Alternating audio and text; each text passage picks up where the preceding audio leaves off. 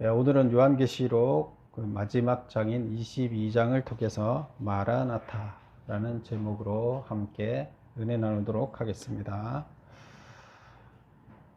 우리는 요한계시록을 지금까지 쭉 살펴봤습니다. 그래서 이제 마지막 결론장에 도달을 했습니다. 요한계시록은 먼 미래에 일어날 일들을 계시한 것이 아니라 역사 가운데서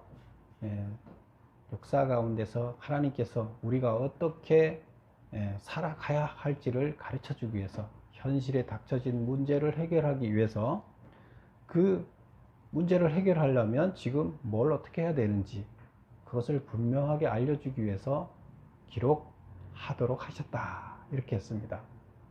근데 우리가 잘못 알고 있는 게 뭐라고요?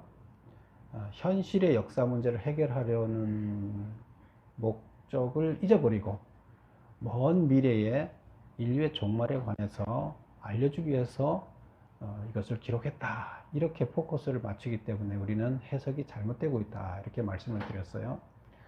그래서 오늘 우리가 살펴볼 이제 결론에 도달하고 있는데요. 결론에서 보면 결국 지금까지 했던 이야기를 종합해서 정리하는 이야기를 하고 있습니다. 그래서 그 종말에 관한 이야기가 아니라 로마의 그 당면한 로마의 그 고난으로부터, 박해하고 있는 로마로부터 그 문제를 어떻게 로마에 대항할 것이냐 하는 문제라는 것을 우리가 기억해야 되겠습니다. 그래서 우리가 20장 11절부터 우리가 그런데 종말에 어떤 일이 일어날까, 하나님 나라가 완성될 때 어떤 모습으로 완성될까를 얼핏 보여준다 그랬죠. 그래서 20장 11절부터 우리가 어디까지 보여주나 하면 오늘 22장 5절까지 보여줍니다. 그래서 여기서 보여주는 게 뭐예요? 새 하늘과 새 땅이었죠.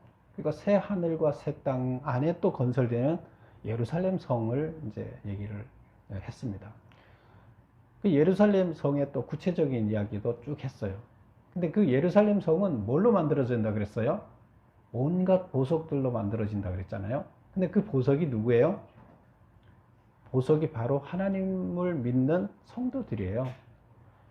예루살렘 성 하나님의 영과 하나님의 영이 신부가 되고 신랑이 되고 신부가 된 예루살렘 성과 혼인잔치를 하게 되는데, 그 혼인잔치의 대상인 자가 누구예요? 바로 성도예요. 예루살렘이 신부인데 그 예루살렘은 공동체라 그랬어요. 교회 공동체라고 얘기를 했어요. 그래서 교회 공동체가 신부고 신랑이 신부와 연합을 하게 되는데, 근데 왜 왜 신랑 신부가 혼인잔치를 한다 그랬느냐? 왜 혼인잔치를 한다 그랬어요? 하나 됐다. 어떻게 하나 됩니까? 신앙 공동체 위에, 신앙 공동체라는 어떤 형체 위에 하나님의 영이 임하신다는 거예요. 그래서 우리들의 정신이 결국 하나님의 정신과 같아지게 되는 거고요. 그래서 하나가 되는 거예요. 그리고 결국 하나님이 예루살렘 성에 거하시게 된다는 거예요. 그래서 결혼 잔치가 되는 거예요. 하나님이 예루살렘 성전에 거하는 거고, 우리는 하나님이 거할 만한 보석으로, 아름다운 보석으로 성이 완성되는 거예요. 그럼 우리가 재료가 되는 거예요.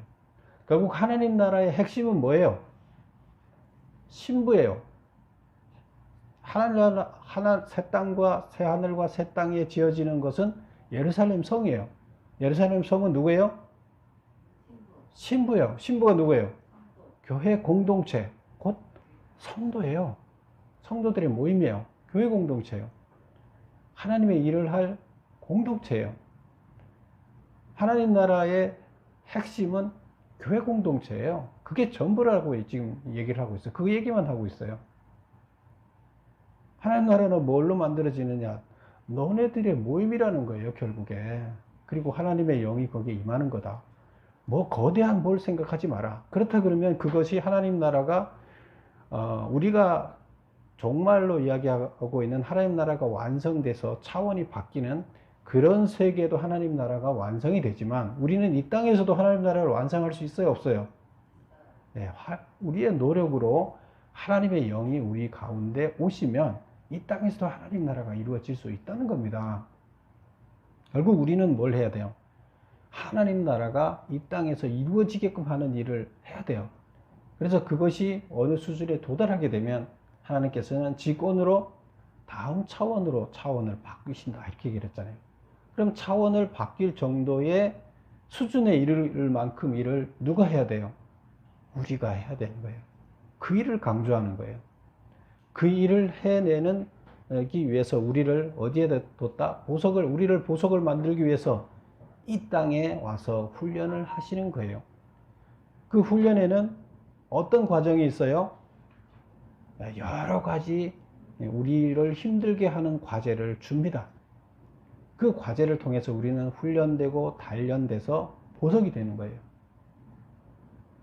그래서 진주가 만들어질 때 조개 몸 안에 어떤 이물질이 들어가서 조개가 고통을 당하면서 그 과정에서 진주가 만들어진다고 얘기했잖아요. 우리도 반드시 우리한테 뭐가 있어야 돼요? 고난이 있어야 됩니다. 우리들 가운데 어려움이 있어야 됩니다. 그것을 통해서 우리는 진주로 만들어지는 겁니다. 보석이 되는 겁니다. 하나님은 이 세상에 여러 가지 훈련 과정 중에서 우리를 보석으로 만들어내고 있으신 겁니다. 그래서 우리는 이 모든 과정을 통과해야 돼요. 기쁨으로 통과해야 돼요.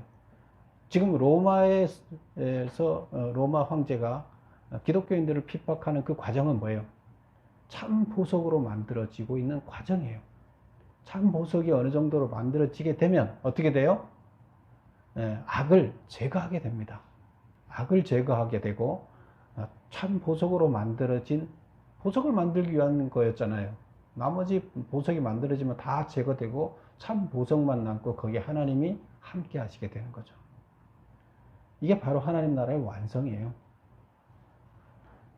그러면 우리가 그렇다 그러면 종말의 마지막 세계라는 것은 지금 우리가 장황하게 알 게 아니라 우리가 어떻게 살아야 가야 되는가, 우리가 어떻게 보석으로 만들어져야 되는가가 중요하다는 걸 알게 되겠죠. 그럼 이 땅에서 우리가 무슨 노력을 해야 되는가, 이 땅의 하나님 나라를 어떻게 만들어가, 이게 우리의 삶의 포커스가 돼야 돼요. 저 세상에 갔을 때 뭐 어떨까 거기에 관심이 있는 게 아니라 여기에 현재 당면한 문제를 내가 어떻게 해결하면서 하나님 나라를 만들어 갈 건가가 우리의 삶의 목적이 돼야 되는 겁니다. 자, 그러면 오늘 본문으로 돌아가 보겠습니다. 그래서 예루살렘 성에 대해서 쭉 얘기를 해오다가 새 예루살렘 성에 대해서 얘기를 하다가 이제 22장 1절에서부터 나오는 얘기는 그 내부, 예루살렘 성의 내부 문제예요. 그러면 이게 예루살렘 성은 교회 공동체라 그랬죠? 그 교회 공동체 내부에는 뭐가 중요하냐 이거예요. 내부는 뭐가 핵심이냐 그 얘기예요. 1절 보겠습니다. 그가 수정같이 맑은 생명수의 강을 내게 보이니 하나님과 및 어린 양의 보좌로부터 나와서 길 가운데로 흐르더라. 강 좌우에 생명나무가 있어 12가지 열매를 맺되 달마다 그 열매를 맺고 그 나무 잎사귀들도 만국을 치료하기 위하여 있더라. 여기서 이제 두 가지가 나옵니다. 내부에 그 성 안에 뭐가 있느냐 두 가지가 나와요. 첫 번째 뭐가 나와요? 생명수의 강이 나와요. 생명수가 있고 생명수가 흘러가는 게 강이겠죠. 그럼 여기서 핵심은 강이 아니라 생명수겠죠. 생명수가 흘러가는 통로가 강이니까. 그럼 생명수의 강이 나오는데 핵심은 생명수예요. 그럼 생명수가 뭐냐는 거예요. 이 안에 생명수가 있다는 거예요.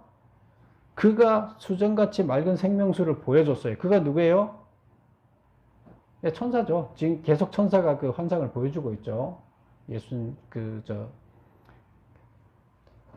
요한을 데리고 가서 이제 그 예루살렘 성을 보여주고 있잖아요. 그래서 또 새로운 장면을 보여줘요. 내부를 보여주는 거예요. 수정같이 맑은 생명수가 있는데 그게 강을 이루어서 가는 것을 보여줬어요. 근데 그 잘 보니까 그 강이 어디서부터 나오냐 하면 하나님과 어린 양, 하나님과 어린 양을 동격으로 놨어요. 뭐 하나님이나 어린 양 예수님이죠. 예수님이나 같은 하나님이죠. 그래서 하나님 보좌로부터 나왔어요.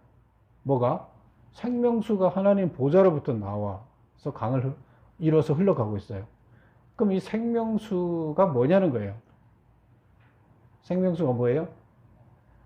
우리가 살 수 있는 모든 하나님의 만드는 피조물들이 살 수 있는 생명이에요. 그 생명이 하나님으로부터 나온다는 거예요. 이것을 우리는 하나님의 은혜, 우리가 살 수 있는 것은 하나님께로부터 나오는 생명, 하나님께로부터 나오는 은혜여야 돼요. 은혜라는 거 그냥 주는 거잖아요. 하나님께로부터 생명은 우리가 부여받는 거예요. 그래서 생명은 하나님께로부터 나온다. 그리고 그 1번 매버를 보면서 설명을 하겠습니다. 1번 생명수 강이 하나님과 어린 양의 보좌로부터 나와서 길 가운데로 흐른다. 생명수는 무엇을 의미하는가? 그 근원이 하나님과 어린 양의 보좌인 까닭은 뭐냐? 1번 생명수는 뭐라고요? 하나님께서 성도들에게 주시는 생명 은혜다. 그래서 우리가 살 수 있는 생명, 호흡 이런 모든 것들은 하나님께로부터 나오고 있다는 거예요. 하나님께로부터 나오지 않으면 우리는 죽은 자예요. 그 다음에 그러면 그 생명수가 어디서부터 나오는 그 어린 양으로부터 나온다는 것은 무슨 말이에요?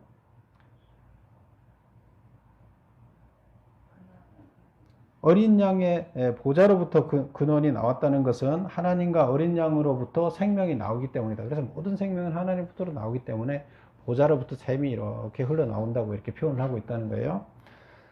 그 다음에 두 번째 보겠습니다. 두 번째는 뭐예요? 우리가 이제 생명수가 강을 이루어서 나오는 걸 봤죠. 그 다음에 2절에서는 또 그 길 가운데로 이렇게 강이 흘러가는데 강 양쪽으로 뭐가 있다고요? 길이 쫙 있으면 큰 길이 있는데 그 가운데로 샘이 흘러가요. 그리고 강이 흘러가요. 강 양쪽에 좌우에 생명나무가 서 있어요. 강 양쪽으로 나무가 서 있는데 나무가 몇 개가 있느냐? 12개가 있어요. 12가지 열매를 맺되 나무가 여러 개가 있는데 12가지 열매를 맺되 달마다 그 열매를 맺는다. 나무가 강 양쪽으로 있는데 12가지 열매를 해요. 이건 뭘 말하고자 하는 걸까요? 2번 보겠습니다. 강 좌우에 있는 생명나무가 12가지 열매를 맺되 달마다 그 열매를 맺는다고 기록되어 있는데 생명나무 열매는 무엇을 의미하는가? 12가지 열매가 달마다 열매를 맺는다는 말은 무슨 뜻인가? 생명나무 열매는 영생, 즉 구원을 의미한다. 우리가 생명나무의 과일을 따먹으면 어떻게 돼요? 영생하는 거예요. 그래서 영생을 하기 생명수에서부터 나온 그 물을 먹고 생명나무가 자랐잖아요. 거기에 과일이 달렸는데 그 생명나무의 과일을 따먹으면 영생을 한다, 구원을 얻는다 이런 뜻이 되는 거예요. 그래서 그것은 구원을 말한다. 그 다음에 그러면 여기 보면 12가지 열매가 매 달마다 열린다. 12가지 열매가 12개월 동안 매월 열린다는 얘기예요. 그러면 계속 모든 열매가 1년 내내 열매가 계속 달려 있다는 얘기예요. 계속 열매가 연다는 얘기예요. 1년 내내. 그럼 1년 내내 따먹을 수 있게끔 돼 있다는 거예요. 그러면 이 얘기를 다시 읽어보면 생명나무의 열매를 사시사철 언제나 따먹을 수 있으므로 영생 즉 구원이 보장되어져 있다는 뜻이다. 그 열매를 먹으면 구원이 보장된다는 이런 뜻이에요. 그래서 지금 생명수, 그 다음에 생명나무, 이것은 결국에 우리가 하나님한테서 영원히 구원받는 이런 이야기를 말하고 있는 거죠. 그 내부 안에 있는 게 이런 거예요. 기본 조건이 뭐예요? 우리가 영원히 살 수 있는 조건이 그 안에 다 갖춰져 있다는 거예요. 새 예루살렘 안에. 그 다음에 3번 보겠습니다. 예루살렘 성에서 하나님과 어린 양의 보좌가 예루살렘 성 가운데 있음으로 인해 나타나는 현상은 뭔가? 3절에 보면 다시 저주가 없으며 하나님과 그 어린 양의 보좌가 그 가운데 있으니 그 종들이 그를 섬기며 그의 얼굴을 볼 터이요 그의 이름도 그들의 이마에 있으리라. 저기 보면 3절에 가운데 보면 어린 양의 보좌가 그 가운데 있으리니, 어린 양의 보좌, 예수님의 보좌, 하나님의 보좌가 그 가운데 있다. 그 가운데 어디예요? 예루살렘 성 가운데 보좌가 딱 있다는 거예요. 그래서 예루살렘 성 가운데 보좌가 딱 있으니까 무슨 현상이 일어나느냐? 3절에 앞절에 보면 다시 저주가 없으며, 문장을 바꿔놨죠. 원래는 하나님과 어린 양의 보좌가 그 가운데 있으니까 저주도 없고 종들도 그를 섬기며 우리가 그의 얼굴을 볼 수 있고 그의 이름이, 하나님의 이름이 종들, 믿는 사람들의 이마에 새겨진다, 이제 이런 뜻이에요. 그래서 결국 예루살렘 한가운데 보좌가 있다는 거예요. 그 보좌로부터 뭐가 나왔어요? 생명수가 강을 흘러 나왔고, 생명수 옆으로 나무가 이제 자랐죠. 결국 핵심은 뭐예요? 가장 예루살렘 성 안에 핵은 뭐예요? 보좌예요, 보좌. 하나님의 보좌. 그래서 보좌가 딱 거기 존재한다는 거예요. 왜? 결혼했잖아요. 예루살렘 성하고 결혼했잖아요. 결혼했으니까 그 안에 중간에 딱 보좌가 존재하는 거예요. 그럼으로 인해서 이제 변화가 일어나는 거죠. 다시 저주가 없다. 왜? 가운데 있으니까 종들이 그를 섬기면 항상 같이 있잖아요. 같이 있으니까 생명과 같이 있으니까 저주라는 게 있을 수가 없죠. 악이라는 게 있을 수가 없죠. 어둠이 있을 수가 없죠. 그러니까 악이 없으니까 저주도 없는 거예요. 항상 우리는 같이 있으니까 항상 섬기는 거예요, 하나님을. 그래서 그의 얼굴을 볼 것이요. 우리가 하나님을 볼 수가 없었죠, 우리는 원래. 하나님은 죄 많은 우리와 연합이 안 되기 때문에 볼 수 없었는데, 지금 결혼해서 같이 있으니까 우리는 그 거룩한 하나님의 얼굴을 보는 거예요. 근데 하나님의 얼굴을 대면한다는 게 얼마나 중요한 건가가 이제 설명이 그 다음에 나와요. 얼마나 중요할까요? 하나님은 빛이라 그랬잖아요. 근데 그 빛은 생명의 근원이에요. 그 빛에서부터 모든 에너지가 나와요. 결국 하나님의 빛을 일부를 받아서 태양이 이 땅에다가 지금 전파함으로 그 태양이 식물을 만들어내고 그 식물이 만들어낸 에너지를 가지고 우리가 또 먹고 살잖아요. 결국 빛에서부터, 하나님이 준 빛, 생명에서부터 모든 생명이 먹고 사는 거예요. 그런데 우리가 그 빛을 직접 쬐잖아요. 하나님의 얼굴을 대하니까 하나님 얼굴에서 직접 빛이 나오잖아요. 모세가 하나님을 시내산에서 대면하고 내려왔을 때 모세 얼굴의 색깔이 어땠다 그랬어요? 광채가 바랬다는 그랬잖아요. 그 빛을 쬐면서. 모세가 거기가 40일 동안 2번 금식했잖아요. 올라가서. 2번 동안 뭐 먹었다는 얘기가 있어요? 뭘 도시락 싸갔을까요? 하나님의 에너지가 생명이에요. 다른 거 먹을 필요가 없어요. 에너지 원이에요. 극적인 에너지예요. 하나님을 대면한다는 게 그렇게 중요한 거예요. 우리가 안 먹어도 우리의 모든 것이 다 채워지는 거예요. 우리가 영적으로, 육적으로 다 충만하게 채워져요. 대면한다는 게. 그렇게 중요한 거예요. 결혼한다는 게 그렇게 중요한 거예요. 그래서 모든 것이 해결된다는 얘기예요. 중요하죠? 대면하는 거, 함께 있는 거, 결혼하는 거, 신부가 된다는 게 그렇게 중요한 거예요.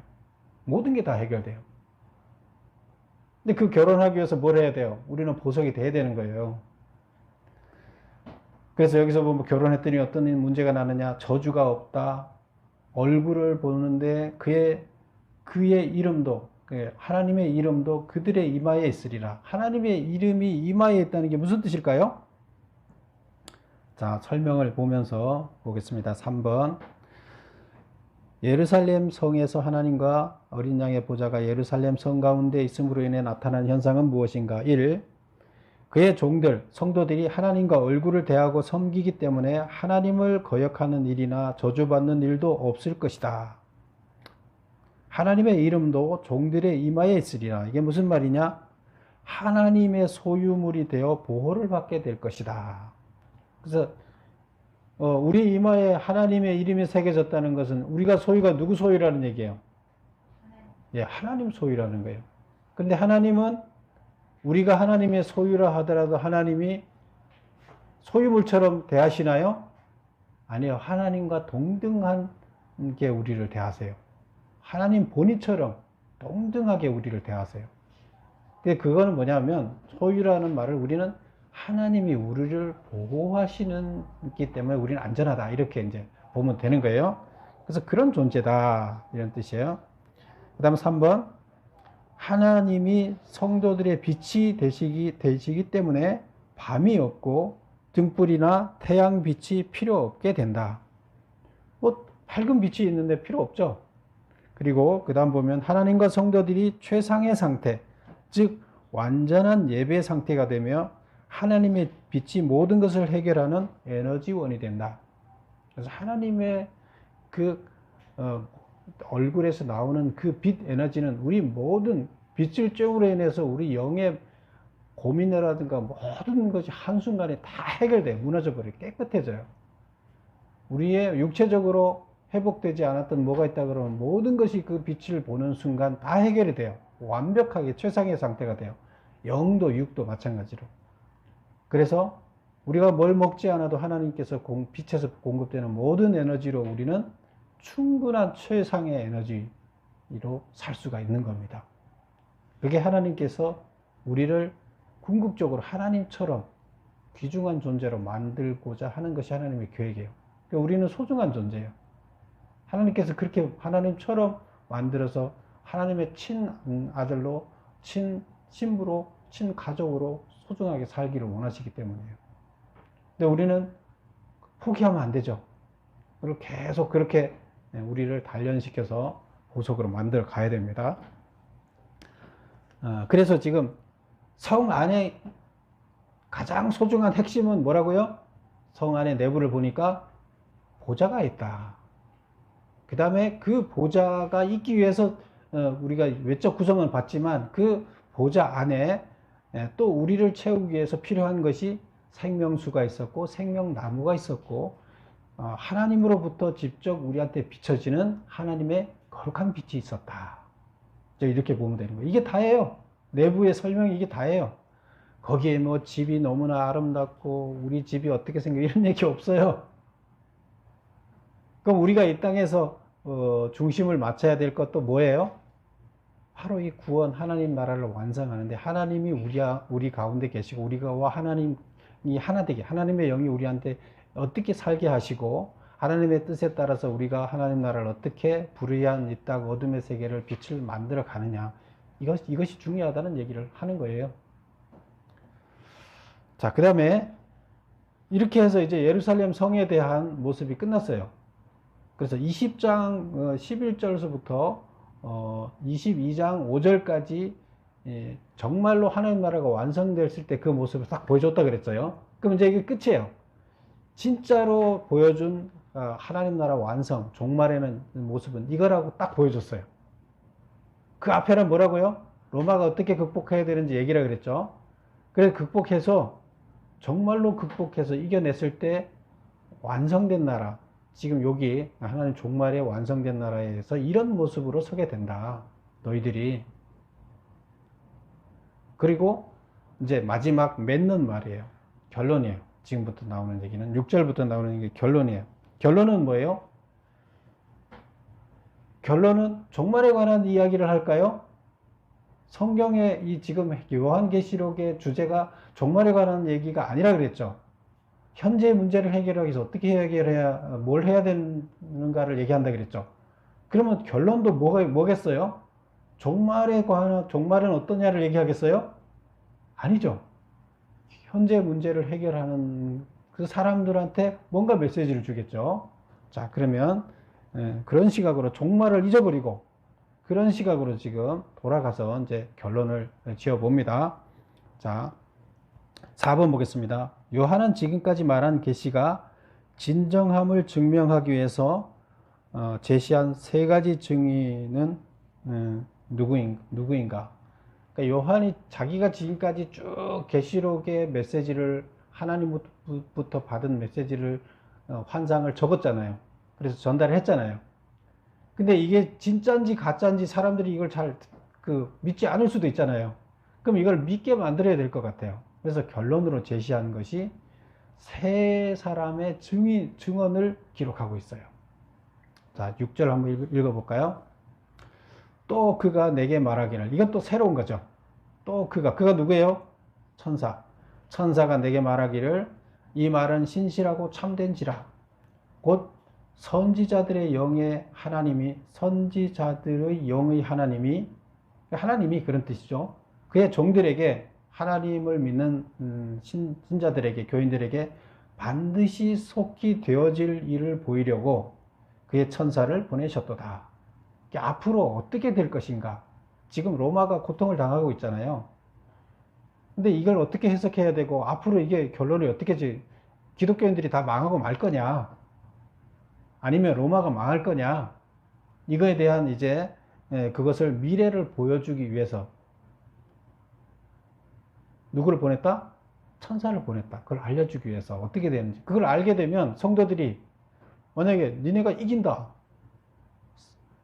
축구를 하는데 너희 뭐 처음에는 어떻게 하든지 간에 결론에 가서 너네가 몇 대 몇으로 이겼다가 알면 어떻게 되겠어요?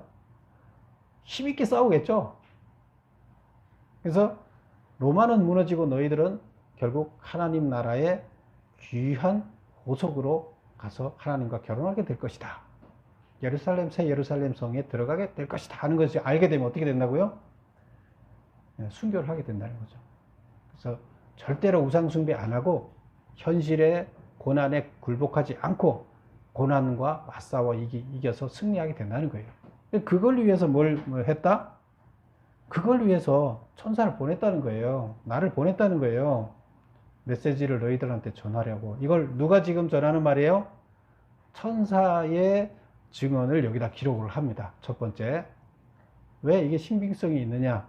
내가 기록한 것이 왜 신빙성이 있냐? 그러면서 천사가 7절에 보면 하나님이 한 얘기를 전하는 거죠. 보라, 내가 속히 오리니 이 두루마리의 예언의 말씀을 지키는 자는 복이 있으리라. 속히 온다는 것을 우리는 자꾸 재림으로 생각을 하는데 이제 그걸 잊어버리라 그랬죠. 종말의 재림이니까 그걸 잊어버리라 그랬어요. 종말 얘기가 아니라 그랬어요. 그러면 속히 온다는 건 뭐가 속히 온다는 거예요? 로마가 망하고 새로운 로마가 새로운 그 땅에 하나님의 나라가 건설되는 시기에 로마의 하나님 나라가 국교로 하나님의 교회가 국교로 되는 그런 시기. 그래서 로마의 핍박이 사라지고 하나님의 교회가 로마를 지배하게 되는 이런 시대가 온다는 거예요. 그게 속히 온다는 거예요. 그게 하나님이 속히 내가 오겠다는 거예요. 내가 속히 오리라. 그러니까 두루마리의 예언의 말씀을 지키는 자는, 두루마리의 예언의 말씀은 뭐예요? 너네 이 고난에 굴복하지 말고 싸워서 이겨라 이 얘기잖아요. 순교하라는 거잖아요. 너희들 고난과 맞싸워서 순교하는 자는 복이 있다. 결국 니네들 그 싸움 때문에 내가 속히 오게 된다는 거예요. 하나님 나라가 이루어진다는 거예요, 이 땅에.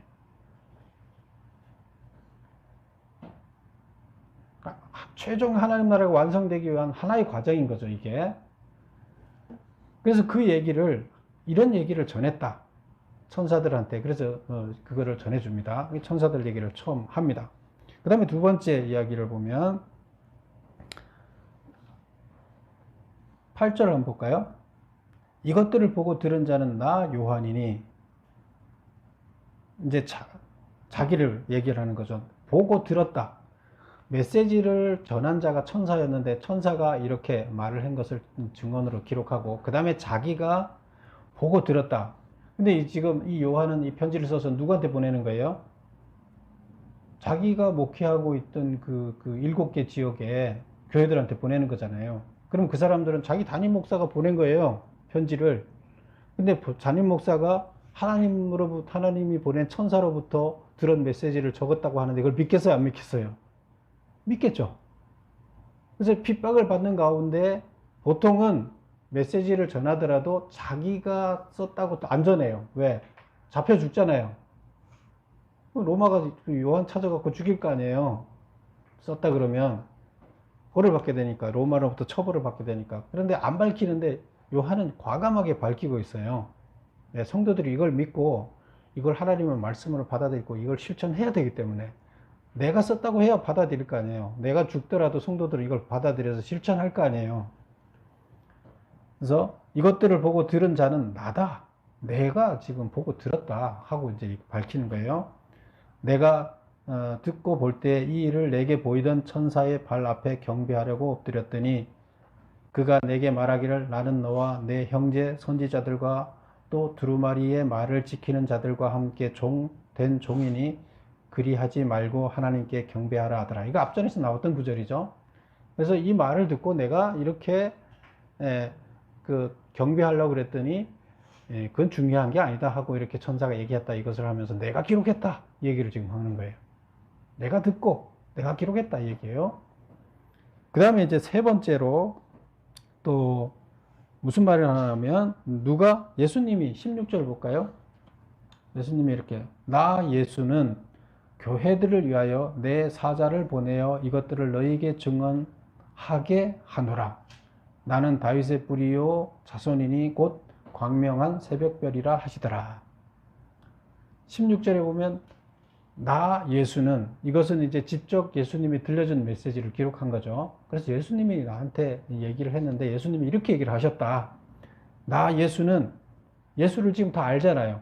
예수님이 이미 십자가에 달려 돌아가신 이후에 그 예수를 믿는 교인들이니까 그리스도인들이니까 다 예수를 알죠? 나 예수는 교회를 위하여 내 사자를 보냈다. 교회를 위하여 내 사자를 보냈다는 거예요. 이 메시지를 내가 보냈다는 거예요. 그래서 이 세 사람의 기록을 통해서 이 증언은 어떤 증언이다? 예, 신빙성이 있는 증언이다. 그러니까 이걸 믿어라는 거예요. 결국 믿었어요? 안 믿었어요? 네, 믿었어요. 믿고 이걸 믿음으로 인해서 다 순교하러 갔어요. 결국 로마를 바꿔버렸어요. 5번 보겠습니다. 계시록 22장 7절에 두루마리의 예언의 말씀을 지키는 자는 복이 있다고 했다. 예언의 말씀을 지키는 자는 누군가? 앞에서도 우리가 봤었는데요. 다시 한번 정리를 하는 거예요. 예수를 믿는다고 고백하고 죽임 당하거나 시련과 고난을 당하는 자, 즉 순교자를 말한다. 결국 뭐예요? 두루마리 예언의 말씀을 지키는 자라는 것은 순교하는 자를 얘기하는 거예요. 어떤 순교자? 목숨을 버리는 순교자도 있고 또 목숨을 버리는 것이 허락되지 않아서 그 고난을 끝까지 감내하면서 굴복하지 않고 살아내는 순교자. 살아있는 순교자, 죽은 순교자. 둘 다 순교자라고 그랬죠. 그 순교자들이라는 거예요. 그것이 뭐예요? 두루마리 예언의 말씀을 지키는 자. 그런 자는 복이 있다. 결국 이방의 그 굴복에, 이방신의 굴복에 넘어가지 않고 하나님만을 섬기는 자. 그들은 복이 있다. 그들은 참 보석이 될 것이다. 얘기가 되는 거예요. 6번 보겠습니다. 계시록의 말씀을 임봉하지 말라고 한 이유는 10절을 한번 볼까요? 또 내게 말하되 두루마리 예언의 말씀을 임봉하지 말라. 때가 가까우니라. 두루마리의 예언을 임봉하라는 것은 읽지 못하게 감춰놓으라는 얘기인데 그것을 감춰놓지 말고 다 알리라는 거예요. 결국 지금 메시지를 전한 것을 요한이 지금 기록을 했잖아요. 그 기록한 내용을 다 알려야 돼요. 왜 다 알리라고 그랬느냐? 그 다음 뭐가 나와요? 이유가 나오죠. 때가 가까우니라. 무슨 때가 가까워요? 종말의 때가 가까워요? 무슨 때라 그랬어요? 하나님 나라가 도래할 때, 종말이 아닌 하나님의 국교가, 하나님의 교회가 로마를 통치하는 시대가 오는 그런 때를 얘기하는 거예요. 그래서 그런 때가 가까웠다. 결국 지금 너희를 괴롭히는 로마 황제를 신으로 섬기려 하는 사람들은 망하고 참 하나님을 섬기는 자가 지배하는 로마로 변하는 때가 가까웠다. 그러니까 너희들은 참고 견디면서 굴복하지 말아라. 이런 얘기가 되겠습니다. 7번 보겠습니다. 11절에서 그대로 두라고 한 이유는 뭐냐. 지금 임봉하지 말라 때가 가까웠다 이렇게 얘기를 하면서 11절 보면 불의를 행하는 자는 그대로 불의를 행하고 더러운 자는 그대로 더럽고 의로운 자는 그대로 의를 행하고 거룩한 자는 그대로 거룩하라.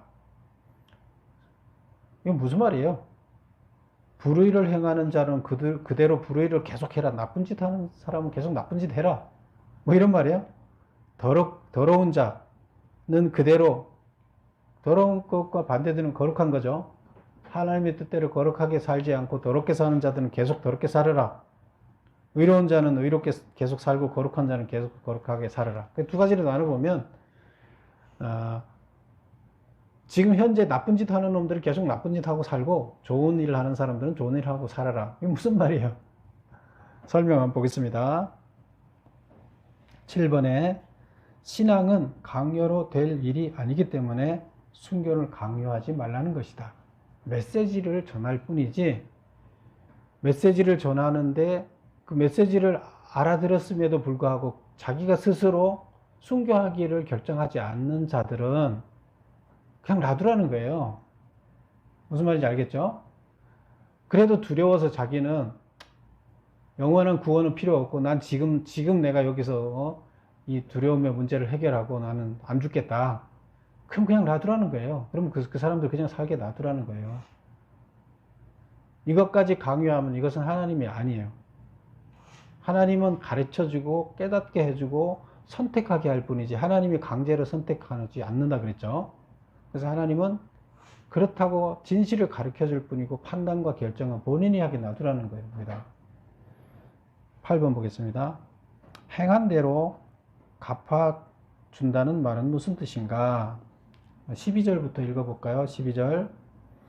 보라, 내가 속히 오리니 내가 줄 상이 내게 있어. 여기 내가 누구예요? 빨간 글씨는 누구 말씀이에요? 하나님 말씀이죠. 내가 속히, 예수님이 내가 속히 오리니 내가 줄 상이 내게 있어 각 사람에게 그가 행한 대로 갚아주리라.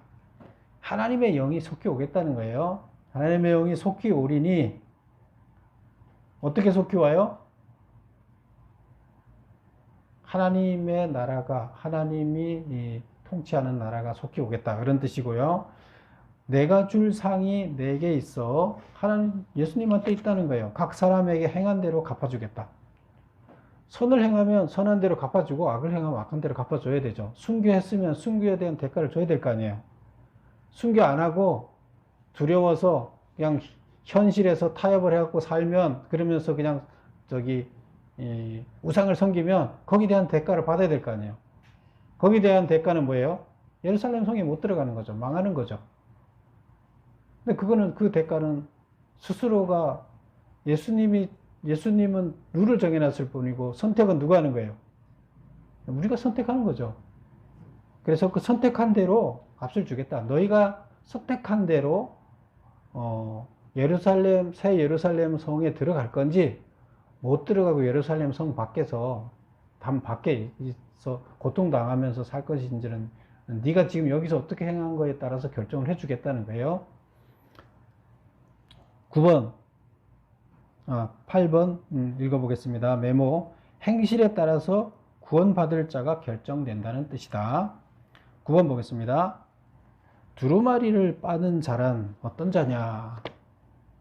13절 읽어보면 나는 알파와 오메가요 처음과 마지막이요 시작과 마침이다. 이건 무슨 말이야 그랬어요? 내가 하는 것은 다 진실하다. 그러니까 내가 말하는 대로 다 된다 그런 뜻이에요. 나는 처음과 끝이고 나는 역사를 주관하고 결국 내가 의지한 것대로 다 되고 내가 계획한 대로 다 이루어진다. 난 하나님이다. 내가 말하는 것은 진실되다 이런 얘기예요. 그럼 내가 말하는 대로 다 이루어진다. 그러면서 14절에 보면 자기 두루마리를 빠는 자들은 복이 있다. 자기 두루마리를 빤다는 게 무슨 뜻이에요? 우리 앞에서도 나왔었어요. 예수님의 피로 내 그 옷을 빤다고 이렇게 얘기를 했어요. 예수님의 피는 뭐예요? 예수님이 희생한 거잖아요. 예수님이 희생한 건데, 예수님의 희생한 그 피로 내 옷을 빤다는 얘기는 나도 똑같이 예수님을 따라간다는 얘기예요. 그래서 어떻게? 악과 싸워서 죽는다는 얘기예요. 내가 이 땅에서 희생당한다는 얘기예요. 자, 메모 보겠습니다. 예수님의 피에 죄를 씻는다는 얘기다.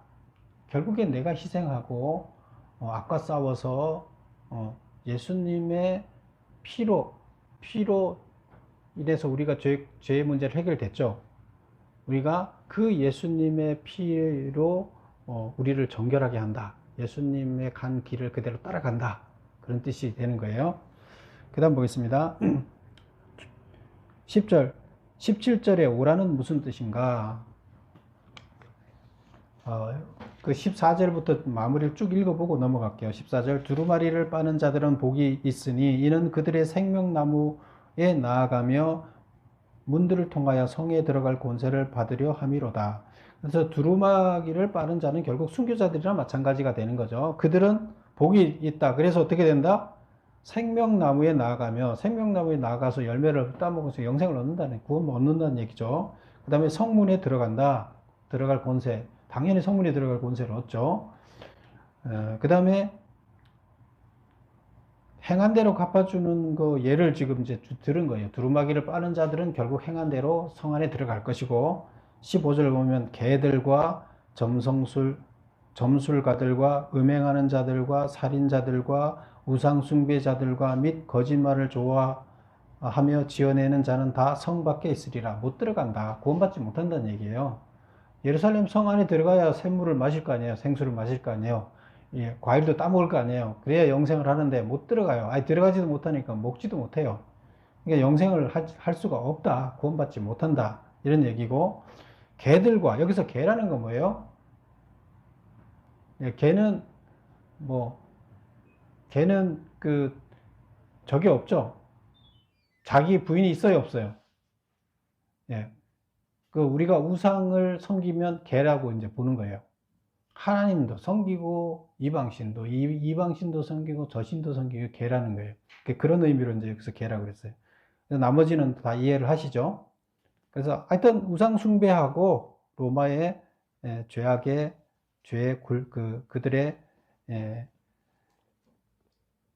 그들의 핍박에 굴복하는 자들은 결국 들어가지 못한다. 이런 얘기가 되는 거예요. 16절에는 아까 봤죠. 그 다음에 이제 17절에 가면 성령과 신부가 말씀하시기를, 16절까지 얘기가 무슨 얘기예요? 세 사람의 증인의 이야기를 지금 했었죠. 그래서 지금까지 기록한 것은 진실되다 하는 얘기를 이제 여기까지 이제 16절까지 한 거예요. 그 다음에 이제 17절부터 정말로 이제 결론 부분으로 넘어가는 거예요. 맺는 말로 넘어가는 거예요. 성령과 신부가 말씀하시기를 오라 하시는 도다. 성령은 누구예요? 성부, 성자, 성령. 그쵸? 그 중에 성령이신 거죠. 그 다음에 성령과 신부는 우리 믿는 자, 교회 공동체라 그랬죠. 교회 공동체가 말한다. 그래서 하나님의 영과 신부가 결혼해서 지금 있는 우리 이 땅에서, 결국 여기서 얘기는 하나님의 보좌라 얘기를 안 하죠. 근데 아직 새 예루살렘에 들어가지 않은 모습이에요. 이 땅에서는 성령과 우리는 신부의 모습이에요. 그쵸? 그렇게 표현을 해서 구분을 해서 성령과 신부라고 하고 있어요. 이 땅에 있는 하나님의 영과 우리, 아직 새 예루살렘에 들어가지 않은 우리가 뭐라고 얘기하냐? 오라! 이렇게 얘기를 한다는 거예요. 오라고 얘기를 하는데, 이게 기도라 그랬죠. 요청이라 그랬죠. 오라 하는 얘기는 청하는 거다. 뭐를? 듣는 자도 오라. 목마른 자도 오라. 이 말씀을 듣는 자들은 다 오라는 거예요. 말씀을 듣는 자들은 다 오라.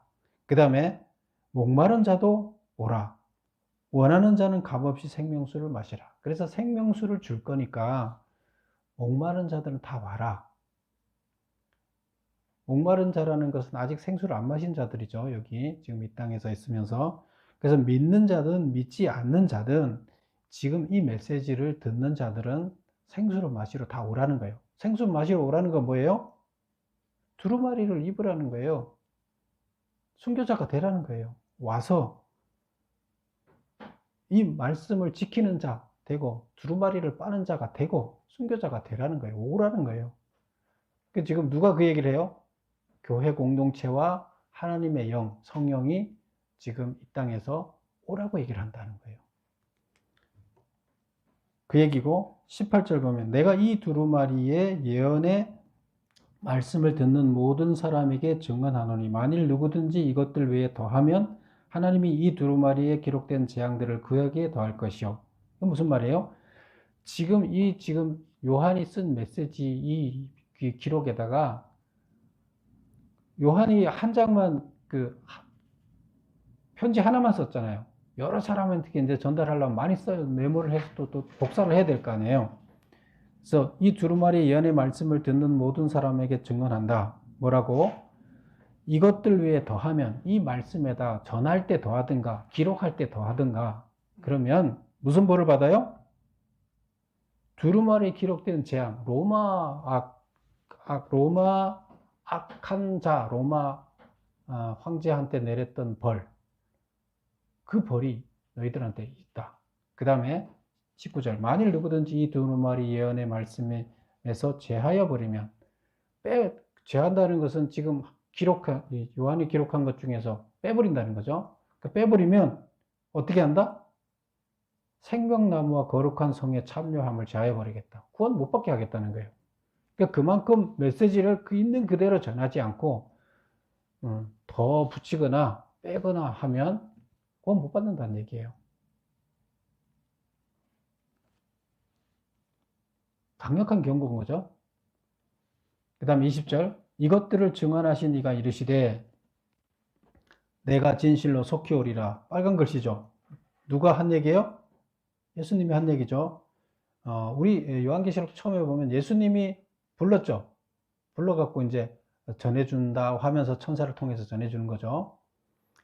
그래서 이것들을 증언하신 이가 이르시되 예수님이 내가 진실로 속히 오리라. 로마의 하나님의 통치가 이루어지는 로마를 속히 내가 만들겠다. 그렇게 말씀하셨어요. 그래서 아멘 주 예수여 오시옵소서. 그게 뭐예요? 로마의 하나님 나라가 속히 오기를 희망합니다. 그렇게 해주십시오. 그런 뜻이죠. 이게 종말이 이 땅에 빨리 임하시옵소서 이 뜻이에요? 아니죠. 아멘 주 예수여 오시옵소서. 이게 마라나타예요. 이게 뭐라고요? 하나님의 통치가 속히 임할 수 있게 해주십시오. 그것은 우리의 노력이 또 있어야지 하나님의 영이 임하죠. 마지막에 21절 주 예수의 은혜가 모든 자에게 있을지어다. 아멘. 여기서 모든 자라는 건 누굴 얘기를 할까요? 주 예수의 은혜가 모든 자, 이것을 듣고 읽고 하는 모든 자들한테 이 하나님의 은혜가 임해서 말씀대로 구원의 대열에 이르기를 바란다. 이제 이런 뜻이 되는 거예요. 믿는 성도도 마찬가지고 믿지 않는 사람들도 믿게 되는 이런 과정이 있기를 하나님의 은혜가 베풀어지기를 바란다. 이런 뜻이 됩니다. 우리 11번부터 메모 읽어볼게요. 10번부터 17절에 오라는 무슨 뜻인가? 성도들과 불신자들을 새 예루살렘으로 초대하는 소리다. 11번 계시록의 말씀에 덧붙이거나 제한 자에 대한 벌은 뭐냐? 덧붙이면 두루마리에 기록된 재앙을 내릴 것이고 제하면 생명나무와 거룩한 성에 참여하는 것을 제하리라. 12번 무엇을 위해 오신다는 것인가? 재림이 아니라 당시 박해를 당하면서 겪고 있는 어려운 문제를 해결해 주려고 속히 오겠다는 뜻이다. 얼마 후에 주 예수여 오시옵소라는 염원으로 인해 이 기도죠. 콘스탄티누스 황제 이후에 교회가 로마 제국을 통치하는 시대가 왔다. 이는 예수님이 속히 오신 결과이다. 예수님이 속히 오신 결과가 이런 거예요. 13번 20절에 아멘 주 예수의 오시옵소서는 누구의 말인가? 속히 오리라는 예수님의 말씀에 요한이 답한 것이다. 예, 속히 오셔서 하나님 통치가 이루어지게 해 주시옵소서, 이런 뜻이 되겠습니다. 종말이 이 땅에 빨리 임하소서, 이런 뜻이 아니라는 거예요. 자, 오늘 이제 계시록을 마무리하면서 정리를 하겠습니다. 하나님께서는 우리가 다 어떻게 되기를 바라시느냐? 귀한 보석으로서 하나님과 동등하게, 하나님과 대면한 자로 새 예루살렘 성에 서기를 바라세요. 그것을 위해서 다 보석으로 만들어져야 되기 때문에 이 땅에 우리를 보내셨어요. 그리고 이 땅에서 우리는 그 고통의 과정을 겪으면서 보석으로 만들어지고 있어요. 이 땅에서 이루어지는 이 모든 과정이 있어야 우리가 하나님 앞에 대면할 수가 있어요. 보석이 돼야 하나님 앞에 대면할 수가 있고 하나님이 우리한테 임재할 수가 있어요. 그래서 우리가 겪고 있는 이 땅의 모든 일들은, 로마 백성들이 겪고 있는 모든 일들은 우리를 보석으로 만드는 하나의 과정이다, 이렇게 보셔야 되고, 그래서 결국 우리는 그 모든 것을 극복해내야 됩니다. 그리고 반드시 이기게 돼 있어요. 우리가 의지만 갖고 나가면 하나님께서 함께 하셔서 반드시 이기게 해주세요. 그래서 우리는 악에 굴복하지 말고 극복해내야 됩니다.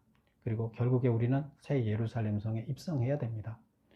그것을 위해서 이 계시록에서 이 땅에 지금 고통을 당하고 보석이 되어가고 있는 로마 시대에 하나님을 믿는 성도들에게 이 메시지를 전한 거예요. 결국 그 메시지는 오늘날 현재 우리들에게 주는 메시지나 차이가, 시대 상황만 틀리지 메시지는 같은 메시지인 거예요. 그래서 여러분 모두 보석이 되시기를 축원합니다. 기도하겠습니다. 아버지 하나님 감사합니다.